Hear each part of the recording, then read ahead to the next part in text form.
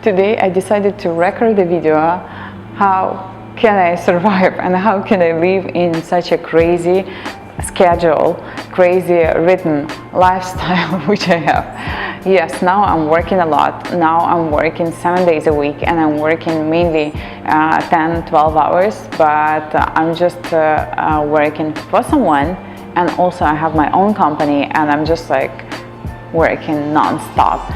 Also, I teach English, so I will tell you how I've learned how to maintain such a crazy lifestyle and how can I be so organized in such a crazy rhythm. You know, as we say, I see the goal, I don't see the barriers. So it's exactly about me. You know, I have huge goals and I know that I have to work hard in order to reach all of those goals.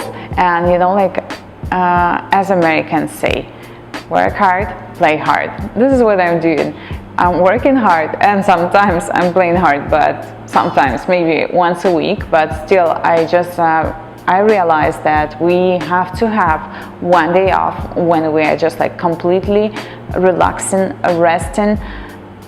It's not about me right now, but still I do take days off, but half of the day I'm shooting something for my YouTube channel and half of the day I'm trying to relax. And yes, sometimes I'm just like switching off from my phone completely. I put it on airplane mode that nobody would be able to reach me or send me even message, because you know, like we live in the time when we are just addicted to the phones.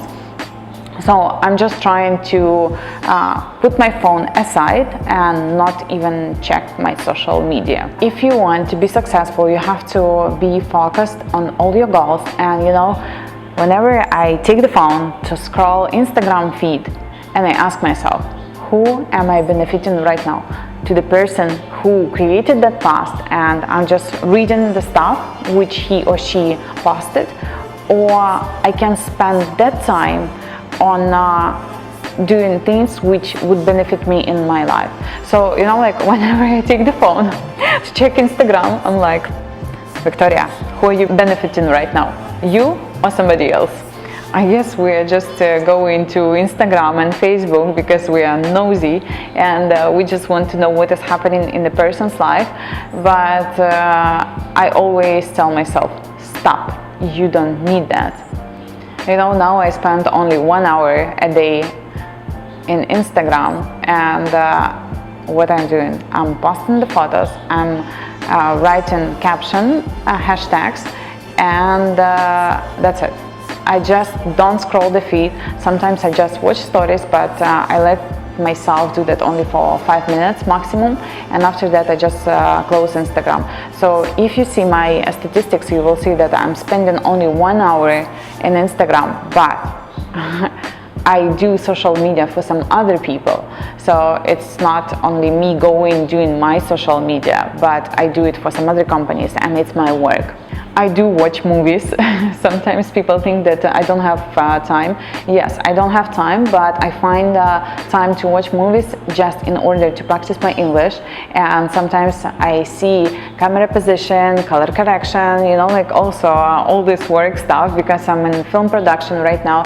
So, you know, like for me, it's just, let's say 70% work and 30% is just like me relaxing, not doing anything, just watching. I hate when people send me different links in Instagram or Facebook. I'm not opening anything at all. I just like opened, closed, that's it. I hate that. I hate when people send me messages, hi, how are you? I always reply, is there anything urgent? If there is something urgent, I reply, and I always help people. But if people just send me a message, hi, how are you? They want to catch up and they want to know what is happening in my life. I'm sorry, I don't do that. You can just scroll my Facebook page and you can read absolutely everything, whatever is happening in my life. But I don't have time. It's just like literally, I'm just eating somewhere in between works, and yes, I do eat healthy food, and I always cook and I take it to work. And sometimes when we are on set for 10, 12 or 14 hours, I take my boxes with food and I cook at home and I bring it to work, just because I know that if you don't maintain your health, then you're gonna get to hospital and you will spend much more money on treatment, and doctors will put lots of chemicals in your veins. So I've learned that, and I do care about my food. How did I become so organized? I just was talking with one of my clients recently, and he asked me, were you all the time so organized? And I was like, no, I was so messy by the age of 17. You even cannot imagine.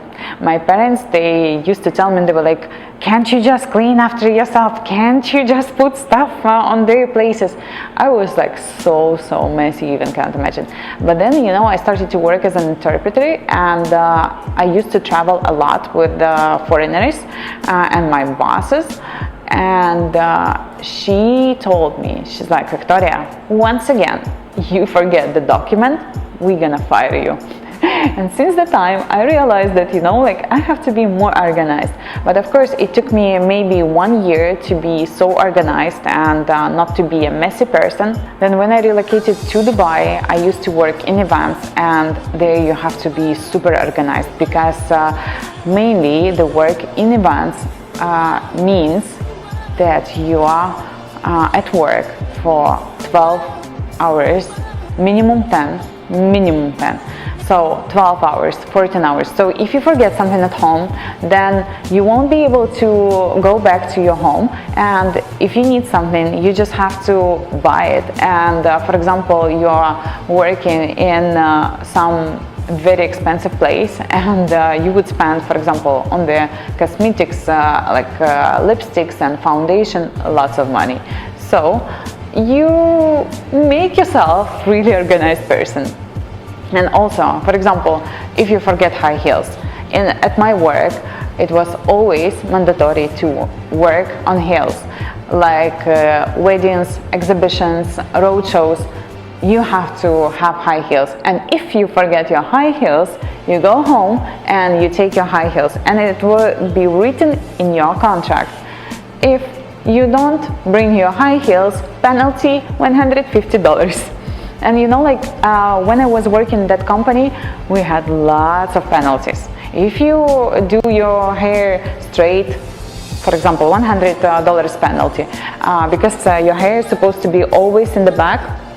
You cannot leave it straight. Then high heels, certain makeup, because I used to work for Europeans, and it was written in our contract that you cannot put red lipstick, and you cannot put bright eyeshadows or anything like that. So, you know, like we had all those fines. You know, when I was working in events company, you just have to be able to adjust your life and schedule to the needs of others. And there were very strange situations. Maybe for somebody it would be strange, but for me, I got used to it.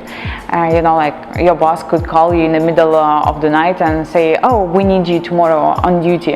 And I'm like, what? What are you talking about? I just was working for 3 weeks for 12 hours, no days off. And he was like, we need you tomorrow. And he was like, we're paying you a good amount of money, so you have to be there. And you just cancel all your plans and you go to work. And I remember the other day, my boss called me and he was like, we need you at work in 2 hours. I'm like, are you serious? I was like, I was working yesterday until midnight. And he was like, no, we need you right now. In 2 hours, you have to be at the venue. I was like, I just woke up. He was like, you have 2 hours. I'm waiting for you at the venue in 2 hours. And I'm like, okay, I'm gonna be there. So this work made me so organized, and even today when I was coming here to shoot, I was like, okay, I need to take this and this and this and that and that, and I was like,